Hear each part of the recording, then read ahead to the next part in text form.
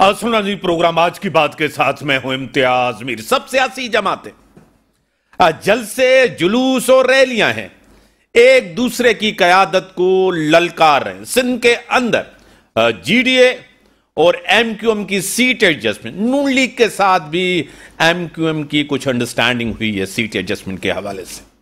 आज एमक्यूएम कराची के अंदर सियासी ताकत का मुजाहरा करेंगी। उसी के साथ मोहतरम जनाब बिलावल भुट्टो जरदारी साहब बार बार नून लीग को ललकार रहे हैं। पंजाब के अंदर मुकाबला होगा शेर और तीर का, सियासी गहमा गहमी जिस तरह 2018 में थी आज वो हमें नजर नहीं आ रही। अवाम किसके ऊपर करेगी एतमाद?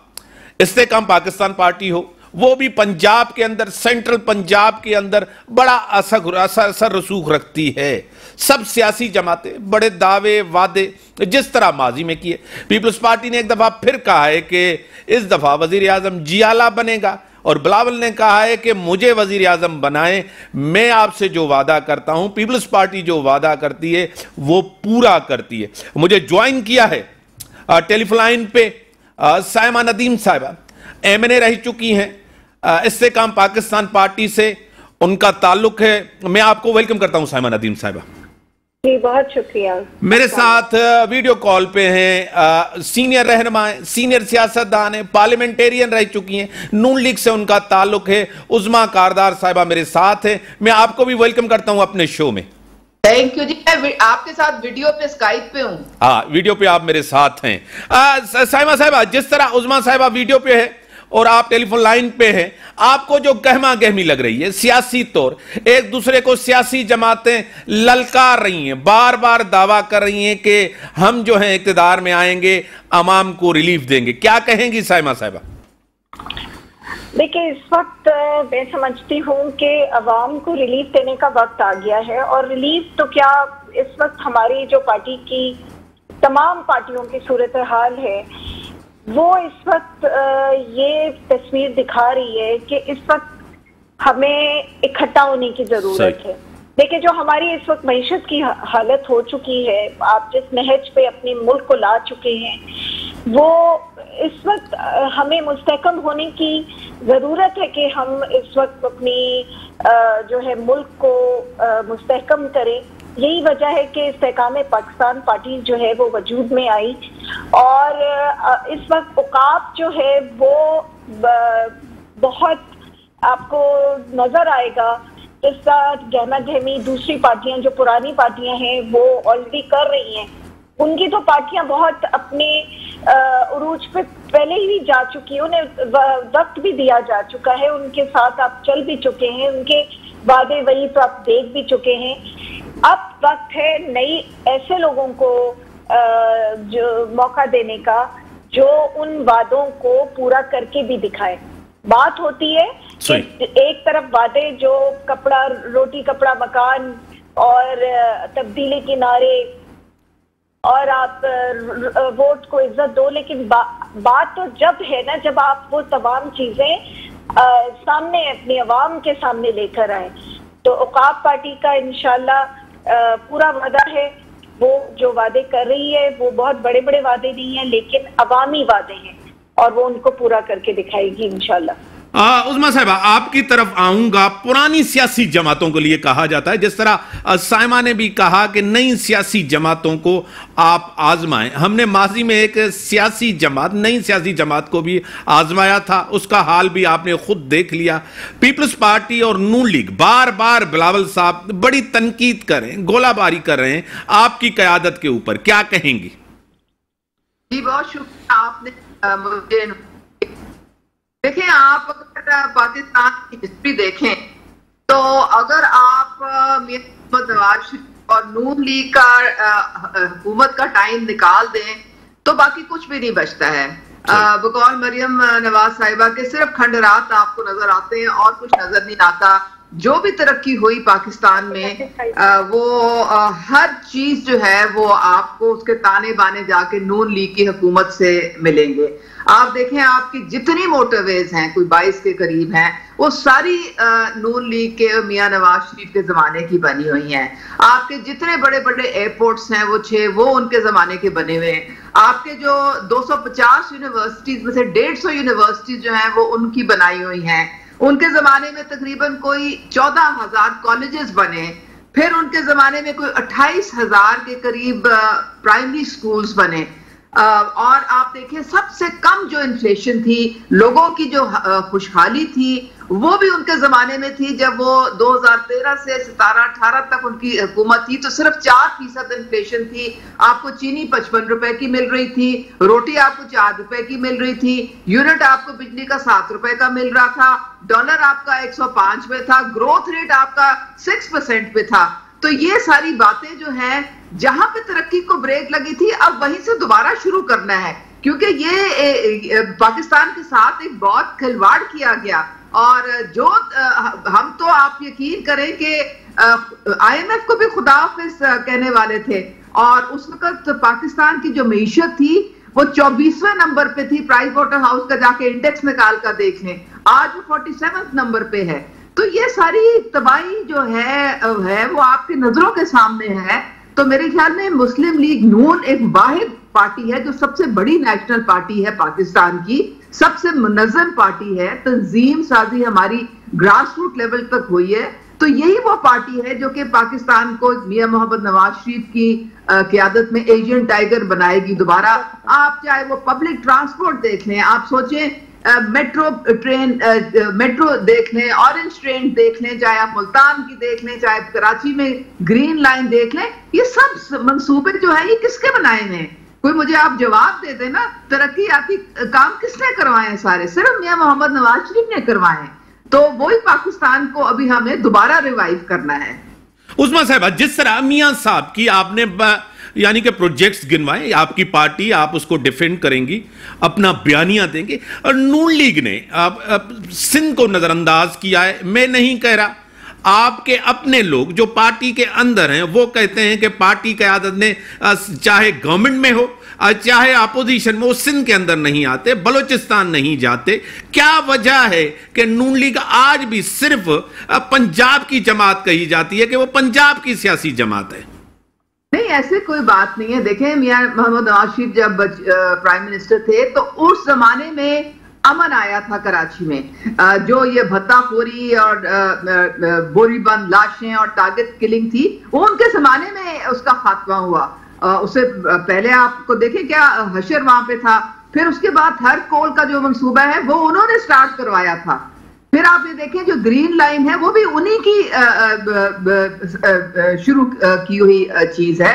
तो कराची को तो बहुत, अब शहबाज शरीफ साहब ने लास्ट टाइम जब इलेक्शन लड़ा था तो बिहार में 100-200 वोटों से वो वहां पे हारे थे। तो हमारी बहुत ठीक ठाक वहां पे स्टैंडिंग है, और बिल्कुल कराची तो दिल है पाकिस्तान का। कराची जो है हमारा 60 to 70% रेवेन्यू जो टैक्स कलेक्शन है वो वहीं से होती है। कराची को हमने रोशनियों का शहर बनाना है। ये तो हो ही नहीं सकता कि आप कराची को इग्नोर करें या उसको निगलेक्ट करें। ये पाकिस्तान के बिल्कुल मफाद में नहीं है। बिल्कुल हमको, और बलूचिस्तान में भी आपने देखा मियां नवाज शरीफ खुद गए वहां पे, 30 के करीब उनके साथ ज्वाइनिंग्स भी हुई, और सारा हमारा वहां पे इल्हाक भी हुआ है। तो इंशाल्लाह ताला वहां से भी हमारी सीटें आएंगी, कराची से भी, सिंध से भी आएंगी। आप फिक्र ना करें, पूरे पाकिस्तान को जो है उसी तरीके से डेवलप करना है। उस्मा साहिबा, आपने कहा कि कराची को हमने बोरीबंद लाशों से जान छुड़वाई, भत्ताखोरी से। बोरीबंद लाशों का सबसे बड़ा इल्जाम MQM के ऊपर है। आपको पता है भत्ते का सबसे बड़ा इल्जाम MQM के ऊपर है। आप जब हुकूमत में थे तो उनके साथ थे, अब जब हुकूमत में नहीं है सीट एडजस्टमेंट उन्हीं के साथ कर रहे हैं, क्या कहेंगे? देखिए, आपको भी पता है, बाकी सब लोगों को भी पता है कि जो पुरानी MQM थी, जो इल्ताफ हुसैन के जमाने की MQM थी, वो तो खत्म हो चुकी है। उसके तो हिस्से बखरे हो गए हैं, वो तो उसका तो वजूद ही नहीं है। अब जो MQM है वो बिल्कुल फर्क MQM है। उनमें वो वाली बातें जो मैंने आपको कहा, बोरी बंद लाशें, ये वो उस जमाने का किस्सा था।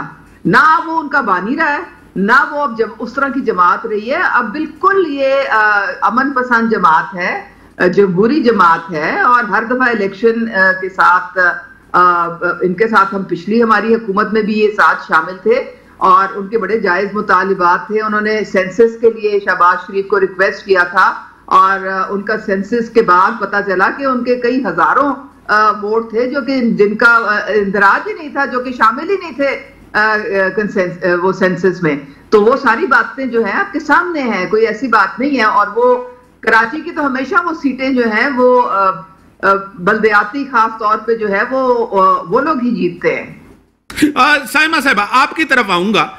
नून लीग का दौर आपके सामने है। नून लीग कहती है कि हम अवाम की अवामी सियासत करते हैं, अवाम की खिदमत करते हैं। आपके सामने दावा। पीपल्स पार्टी से पूछें तो वो कहते हैं सबसे बड़ी सियासी जमात हमारी है, अवाम की हम खिदमत करते हैं। पीटीआई का 4 साल दौर, वो कहते हैं कि हमारा दौर बेहतर था, आज मैशियत बेहतर नहीं है, सियासत के अंदर बड़ी तकसीम है, नफरत है, महंगाई है, बेरोजगारी है। फिर इसका जिम्मेदार कौन हुआ? देखिए, पहली तो बात, अगर आप पिछला अभी 1.5 साल ही देख ले तो वो क्या PMLN नहीं थी? क्या आप उसको कोई और पार्टी कहते हैं? मुस्लिम लीग नून के पास ही थी ये पिछले 1.5 साल भी। जब पाकिस्तान तहरीक इंसाफ की जब गिरी है हुकूमत, उसके बाद किसने संभाली थी हुकूमत? शहबाज शरीफ। तो उस वक्त अगर आप उसी का रिकॉर्ड ले लें कि जो इस वक्त जो पाकिस्तान तहरीक इंसाफ कहती है कि हमने तो जो है वो 6.4 तक पहुंचा दिया था अपना GDP, उसको लेके आप इतना नीचे ले आए कि आज हमें सबको इकट्ठा होके नेशनल हुकूमत बनाने की जरूरत पड़ गई है। तो आप क्या बातें करते हैं? मेरे तो ख्याल में ये बात बिल्कुल सही है। आप कराची का ही हाल देख लें। कराची क्या पूरे पाकिस्तान का हिस्सा नहीं है? पूरे पाकिस्तान का हिस्सा है। आपको जो काम यहाँ पे कराने चाहिए थे वो काम तो नहीं हुए। सिर्फ लाहौर ही तो एक पंजाब पूरा नहीं है। आपने अगर अपनी बना भी दी है जो उस जमाने की मोटिवेज, हम उनकी तारीफ करते हैं, लेकिन हमें तो उससे आगे जाने की जरूरत थी ना। ये जो BRT उस वक्त की शुरू हुई थी, वो पिछली हुकूमत में जाके उसको आपने एक रूट पे चलाना शुरू किया। और यहाँ के जो कई K4 के अगर आप दिखा रहे हैं, पानी के मसाइल ले लें, आप रोडों की हालत देख लें, तो यहाँ का तो बेड़ा गर्क हो गया। अब उसको किसके ऊपर हम हुकूमत किस पे इल्जाम मरूद ठहराएं इसका? क्या हम उसको वफाकी हुकूमत कहें या हम सूबाई हुकूमत कहें? 15 साल से तो सूबाई हुकूमत यहाँ पे जो कायम थी, और जो पिछले अदवार जितने ले लें, ये 3 उसमें हुकूमत रही नवाज शरीफ की, उसके बाद भी चौथी हो चुकी है ऑलरेडी शहबाज शरीफ जिसके जो थे प्राइम मिनिस्टर थे। तो इन सारी हुकूमत में तो आपने न सिंध को देखा, ना आपने KPK को देखा, ना आपने बलूचिस्तान को देखा। तो हमें जो देखने की इस वक्त बैठने की जरूरत है। इसीलिए इस वक्त हमें ये सोचना चाहिए कि पाकिस्तान के लिए अच्छा है। अगर हम एक दूसरे के ऊपर ही इस वक्त इल्जाम तराशी करते रहेंगे, अपने अपने जलसों में इस पार्टी को झुकाओ और दूसरी पार्टी को झुकाओ के ऊपर बातें करते रहेंगे, उससे हासिल हमें पहले भी कुछ नहीं हुआ और अभी भी नहीं होगा। हमारी पार्टी यही चीज चाहती है कि हम इन्हीं चीजों का जो है वो तोड़ चाहते हैं। हम यही चाहते हैं कि इस वक्त अपने इदारों को, अपनी फौज को साथ लेकर चलो और उनके साथ बैठकर अपने पूरे मुल्क को, आज अगर आपके हमला हुआ है ईरान के ऊपर, ईरान ने जो पहले हम पे घुस के अंदर हमला किया, उसका जवाबी हमला किसने किया? आपकी फौज ने किया। हमें इस वक्त पूरी तरह एक नेशनल हुकूमत की जरूरत है। वो सिर्फ डायलॉग से होगी, एक दूसरे के साथ बैठ के होगी। अदरवाइज वही चीज जो पहले होती रही उसी पे हम लोग एक दूसरे को मार धाड़ में और खाने पीने में और इन्हीं चीजों में अपना टाइम निकाल देंगे। और मुल्क वहीं का वहीं रहेगा। उज़मा साहिबा, जिस तरह साइमा कह रही हैं कि एक कोalition गवर्नमेंट हो, सब सियासी जमातें मिलके एक इस्तेकाम के लिए, आपको पता है कि मुल्क की इस्तेकाम सबसे ज्यादा प्रायोरिटी है, रियासत हमारी प्रायोरिटी है, इदारे हमारे प्रायोरिटी है, पाक आर्मी हमारी प्रायोरिटी है, क्या कहेंगी? आप थोड़ा सा बता देंगे कि ये हमारी आपकी जो बहन है ये कौन सी पार्टी से है? IPP से, इस्तेकाम पाकिस्तान पार्टी। नहीं, वो जो दूसरी थी बहन ना, वो तो अभी आई नहीं है। अच्छा, वो भी आई नहीं है। ओ ठीक है। मुझे इसलिए समझ नहीं आ रही थी कि शायद मैंने कहा शायद पीपल्स पार्टी की है। एनीवे जी, मैं बिल्कुल दो राय नहीं है। हमारी जो रेड लाइन है वो पाकिस्तान है, सही, और हमारी जो रियासत है वो माँ जाए की तरह है। आई थिंक कोई ऐसी पार्टी जो है जो अपने इदारों की इज्जत ना करे, अपने इदारों को मजबूत ना करे, उनको कोई हक ही नहीं है कि वो पाकिस्तान में सियासत करें। तो मेरे ख्याल में जिनको हर वक्त शिकवे शिकायत रहते हैं और जो 9 मई के जो किरदार हैं जिन्होंने अटैक किया हमारे इदारों पे और हमारे शुहदा की जो यादगारें हैं उनको बसमार किया, उनके लिए कोई माफी तलाफी नहीं है। बिल्कुल मैं एग्री करती हूँ कि हम लोगों को, ठीक है अभी इलेक्शन के जमाने में तो हर एक का मैनिफेस्टो होता है, हर एक के अपने नारे होते हैं, हर एक की बातें होती हैं। जाहिर है आपने इलेक्शन एक दूसरे के खिलाफ लोगों को मोटिवेट करके अपना एजेंडा दे के और उस पे आपने वोट लेने होते हैं, तो कोई मुजाहिका नहीं, जमहूरियत में ऐसे ही होता है।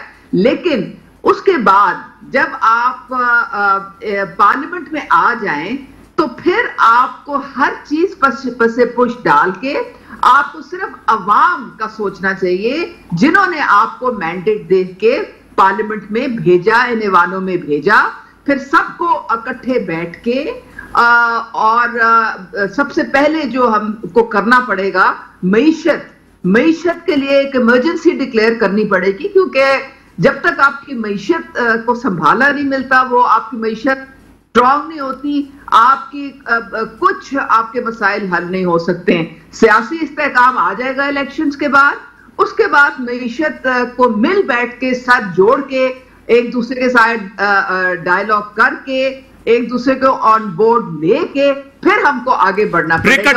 ब्रेक का टाइम हो गया। मैं आता हूं उज़मा साहिबा आपकी तरफ, साइमा आपकी तरफ भी आऊंगा, आपसे जवाब जरूर लूंगा। ब्रेक का टाइम हुआ, ब्रेक के बाद आते हैं, डिस्कशंस को आगे बढ़ाते हैं। वेलकम ब्रदर, मुझे वीडियो कॉल पे, स्काइप पे उज़मा कारदार साहिबा हैं, PMLN की रहनुमा है, सीनियर पार्लियामेंटेरियन है, IPP से, इस्तेकाम पाकिस्तान पार्टी से टेलीफोन लाइन पे हैं साइमा नदीम साहिबा, और वो MNA भी रह चुकी हैं। साइमा साहिबा आपकी तरफ आऊँगा। अब मतलब सब सियासी जमातें तो कहती हैं कि हम अवामी सियासत करते हैं, अवाम का दर्द है उनको, और मुल्क उनकी प्रायोरिटी। आपको पता है जब गवर्नमेंट में आते हैं तो फिर तो उनकी कोई प्रायोरिटी अवाम रहती नहीं। वो नारे, वो दावे जो आज आपको लग रहे हैं, जब इलेक्शन जीत के आते हैं, अपोजिशन की सियासत एक होती है, हुकूमत की सियासत तो दूसरी होती है। बिल्कुल, इससे तो मैं 100% एग्री करती हूँ कि हमें जो आपकी मैंडेट होता है वो एक आपका सियासी मैंडेट होता है, जिसके ऊपर आप जीत कर अवाम की वोट से आप जब पहुंच जाते हैं तो वहां पे फिर आपने अवाम के मसाइल का हल भी देना है। अब उसमें आपकी स्टैंडिंग कमेटीज हैं जिनके ऊपर आप बैठे एक दूसरे के साथ और उन मुख्तलिफ इश्यूज के ऊपर काम करें। अफसोस ये होता है कि वहां पे भी जाके अगर आपकी इख्तलाफात शुरू हो जाएं और आप एक दूसरे को साथ ना लेकर चलें तो उसका नुकसान आपकी पार्टी को नहीं होता बल्कि आपकी अवाम को होता है, जो पीछे आपके इस इंतजार में है कि हमने उनको भेजा, वो हमारी आवाज बनेंगे, वो हमारे पीछे आके वो काम करेंगे या काम करवाएंगे। वो चीजों उनकी डिले होती चली जाती। बड़ी मेहरबानी आपने टाइम दिया। अपना साइमा नदीम साहिबा, IPP की रहनुमा, आपने टाइम दिया। उज़मा साहिबा आपकी तरफ आऊंगा। उज़मा साहिबा, बिलावल साहब मतलब पंजाब के अंदर, लाहौर के अंदर आज भी उनका प्रोग्राम आपने देखा, मतलब कह रहे हैं कि तीर और शेर का मुकाबला होगा और आप नई क़यादत को आजमाएं, नौजवान क़यादत को आप आजमाएं, क्या कहेंगी? देखिए, उनको बड़ा अच्छा जवाब शहबाज शरीफ ने दिया। उन्होंने कहा कि जी हमारे साथ थे, यंग ब्लड है, ठीक है, वो उनका तजर्बा जो है वो बढ़ रहा है और एक जमाना आएगा तब वो और भी आगे जाएंगे। उज़मा साहिबा मैं इन कर लूं, रुबीना कायम खानी साहिबा सीनियर रहनुमा पाकिस्तान पीपल्स पार्टी की एमएनए रह चुकी हैं, एमपीए रह चुकी हैं, मिनिस्टर रह चुकी हैं। रुबीना कायम खानी साहिबा मेरे साथ हैं, मैं आपको वेलकम करता हूं अपने शो में। जी, वीडियो कॉल पे स्काइप पे हैं उज़मा कारदार साहिबा, नून लीग की सीनियर रहनुमा। अब उज़मा साहब अपनी बात को खत्म करें। जी, बहुत शुक्रिया। देखिए, शहबाज शरीफ साहब ने अभी एक अपने इंटरव्यू में बहुत अच्छा शहबाज बिलावल साहब को मेरे ख्याल में मशवरा दिया। उन्होंने कहा आप हमारे साथ रहे थे और बड़ा अच्छा हमारा टाइम भी गुजरा, आपने बड़ी अच्छी परफॉर्मेंस भी दिखाई, लेकिन अभी आप जवान हैं, थोड़ा आपका और तजर्बा हो जाए तो ज्यादा बेहतर होगा मुल्क के लिए। आपके पास अभी बहुत वक्त है। इस वक्त तजर्बा और जो एक विजन है उसमें मियां मोहम्मद नवाज शरीफ से ज्यादा कोई ऐसा लीडर नहीं है जिसको पाकिस्तान के मुतालिक और उसके मसाइल के मुतालिक इदराक हो। तो वो जो एक रोड मैप लेके आए हैं, अपनी 40 साल के तजर्बे का निचोड़ लेके आए हैं, उसी में पाकिस्तान की अब तरक्की की जो है ना वो मंजिलें तय होगी। जहां पे ब्रेक लगी थी 2017-18 में, उसके बाद से तो तबाही मची, उसके बाद से तो कुछ हुआ नहीं। तो अब आगे जो है वो सबको इतनी नफरतें नहीं हमें फैलानी चाहिए, क्योंकि मैं देख रही थी कि कुछ प्रोग्राम्स में जा रही थी और मैं देख रही थी कि हमारे पीपल्स पार्टी के जो बहन भाई आते थे वो बहुत कहने को तो बिलावल हर वक्त कहते हैं कि जी तमीज के दायरे में, तहजीब के दायरे में गाली गलोच हमने नहीं करनी, लेकिन उन्होंने जो अल्फाज इस्तेमाल किए मियां मोहम्मद नवाज शरीफ के लिए वो बिल्कुल मुनासिब नहीं थे। देखिए, इतनी नफरतें नहीं फैलानी चाहिए आपको कि आगे मिलकर इकट्ठे हम बैठ ना सकें। बिलावल साहब को वो स्पीच जरूर याद करनी चाहिए जो उन्होंने पार्लियामेंट के फ्लोर पे की थी कि शहबाज शरीफ साहब आप हमारे प्राइम मिनिस्टर ज्यादा लगते हैं और अपनी पार्टी के कम लगते हैं, और हमें कराची में भी शहबाज स्पीड की जरूरत है। वो तो खुद अपने मुंह से इतनी तारीफें करते थे, तो थोड़ा सा मेरे ख्याल में मुनासिब तरीके से आगे बढ़ना चाहिए। ये ना हो कि बाद में बिल्कुल ही एक दूसरे की शक्लें फिर हम देखने के काबिल ना रहें। ओके, मैं रुबीना कायम खानी साहिबा, जिस तरह उज़मा साहिबा ने आपसे पहले शो में कहा कि मुल्क के अंदर मियां साहब ने जो है ना डिलीवर किया है, उसकी परफॉर्मेंस है और उन्होंने बेहतर काम किया है और मियां साहब से बेहतर किसी ने काम नहीं किया। मतलब पीपल्स पार्टी की क्या, बिलावल भुट्टो जरदारी साहब वजीर खारजा भी रहे हैं और अब वो जिस तरह खुल के तनकीद कर रहे हैं, खुल के टारगेट कर रहे हैं और लाहौर को उन्होंने मरकज बनाया है, वो कह रहे हैं कि मेरा ही मुकाबला उनके साथ है क्योंकि माजी में हमें नून लीग ने बड़ी तकलीफ दी है। क्या कहेंगी?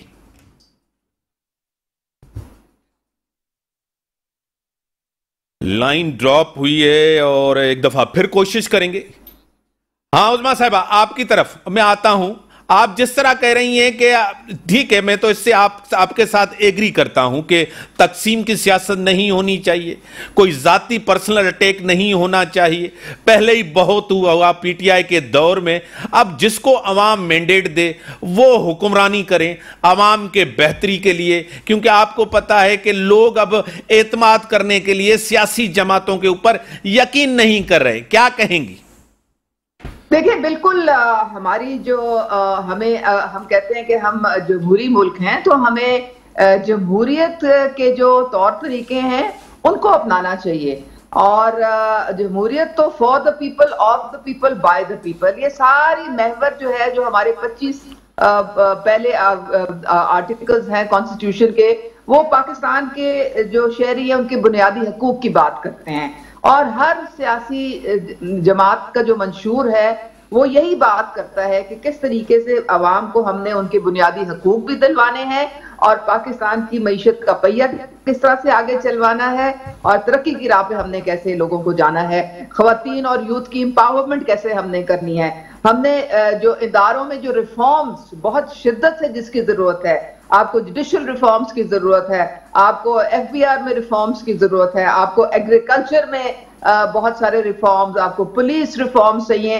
तो ये हमने अब इनके मुतालिक सोचना है। अगर हम इसी तरह से आपस में लड़ते रहे और आपस में हम बैठ ना सके, तो फिर वो जो अवाम है वो मेरे ख्याल में बिल्कुल ही उनका एतमाद उठ जाएगा। इसलिए जो मियां मोहम्मद नवाज शरीफ की जो तवज्जो है वो पूरी अवाम की खुशहाली की तरफ है। उनके दिल में दर्द है अवाम का, वो उनको पता है कि अवाम किस मुश्किल से गुजर रहे हैं, उनको पता है कि वो किस महंगाई की चक्की में पिस रहे हैं, और उनको आप यकीन करें बड़ी तकलीफ होती है इस बात से। और उन्होंने अब यही सबको पार्टी को ये कहा है कि आप अगर हम हुकूमत में आए, अगर अल्लाह ताला ने मैंडेट दिया, तो फिर 5 साल दिन रात अवाम की खिदमत करनी है और पाकिस्तान को आगे लेके जाना है ताकि वो एशियन टाइगर बने।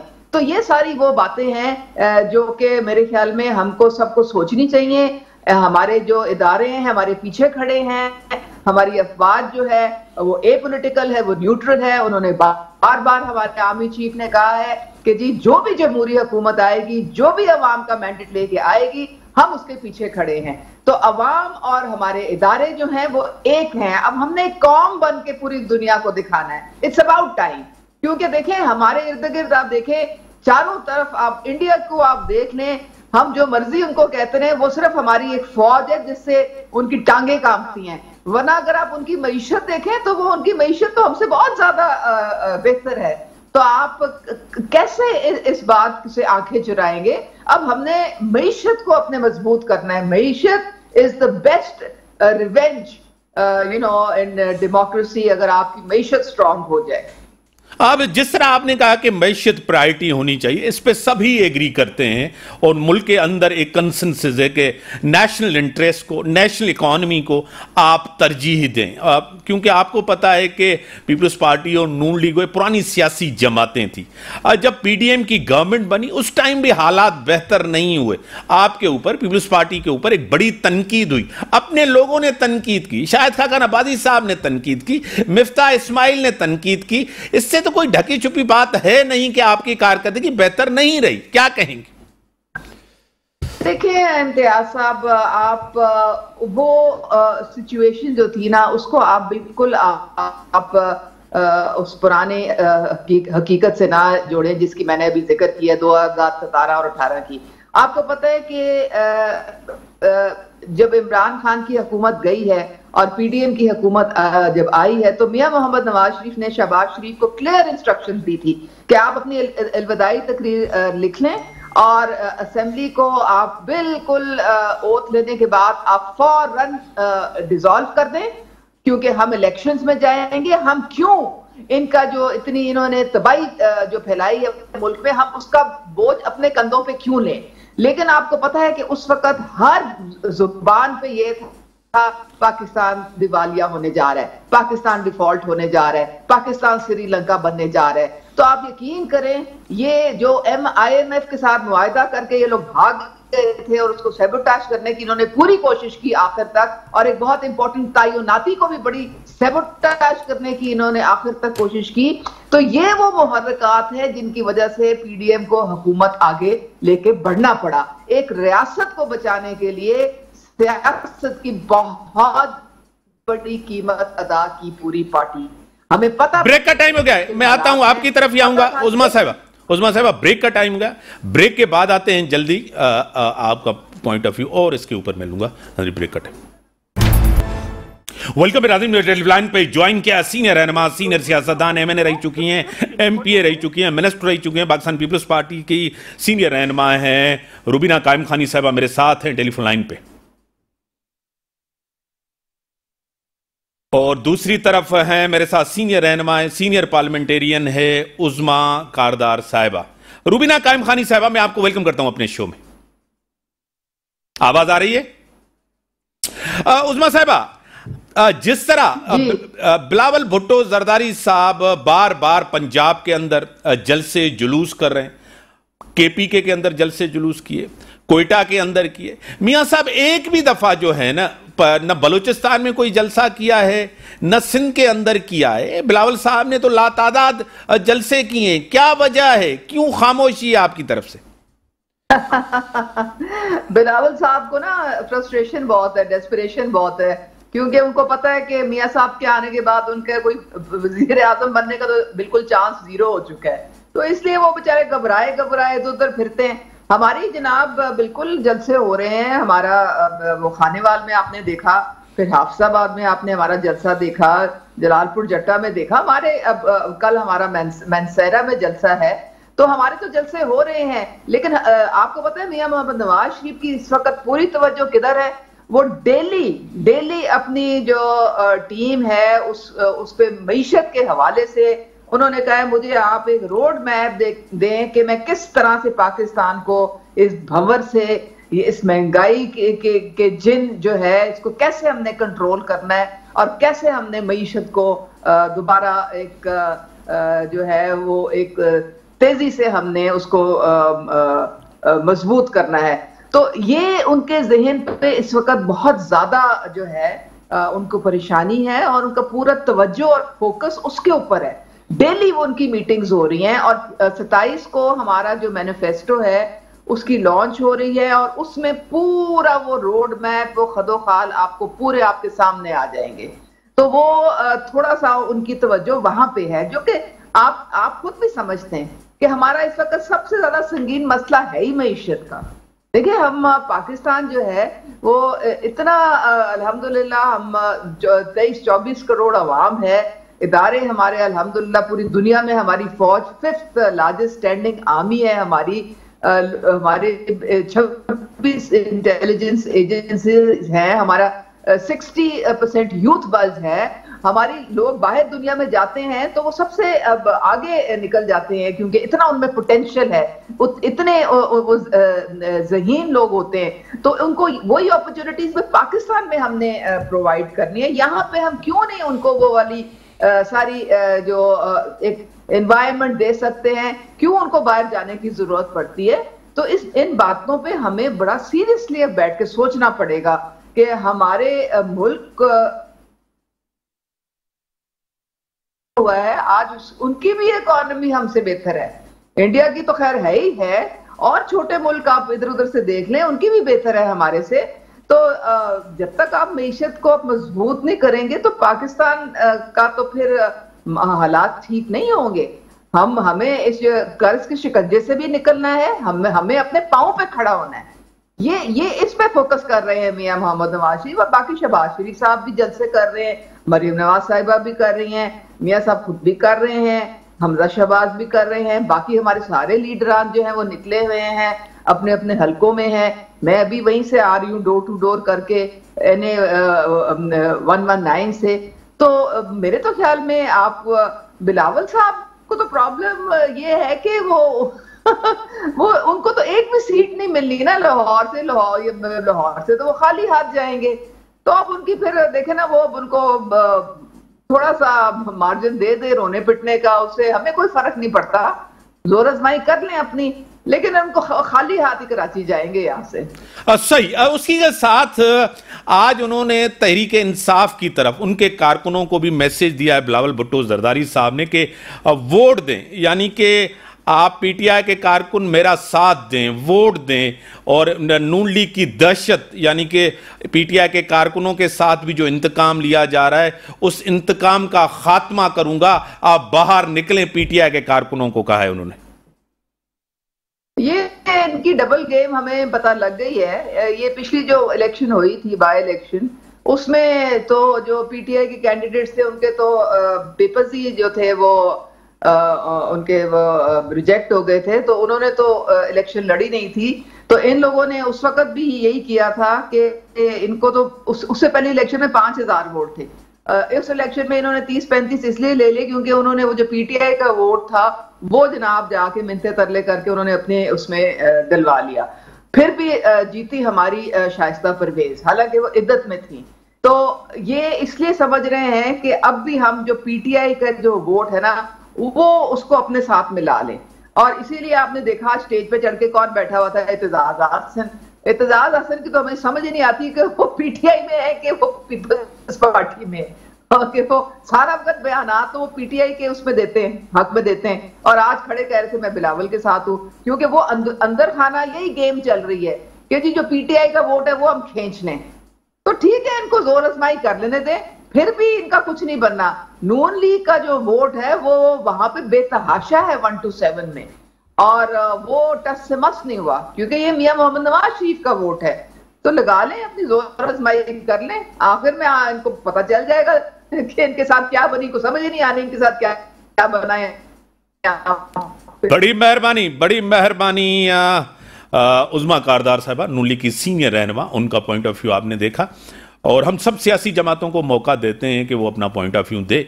और जिस तरह मियाँ साहब कह रहे हैं कि जाहिर बात है बिलावल साहब के सामने तो वो सीजन्ड हैं, पुराने पॉलिटिशियंस हैं, 3 दफ़ा वज़ीर आज़म रह चुके हैं, लेकिन नून लीग की एक खामोशी है, यानी कि सिंध के बलूचिस्तान के अंदर KPK के अंदर वो बड़े जलसे नहीं कर रहे हैं। सियासत के अंदर एक लिहाज होना चाहिए। आप ज़रूर वोट लें, जो अवाम के साथ वादा करें वो भी पूरा करें। इसी के साथ ही इजाज़त, अल्लाह हाफ़िज़।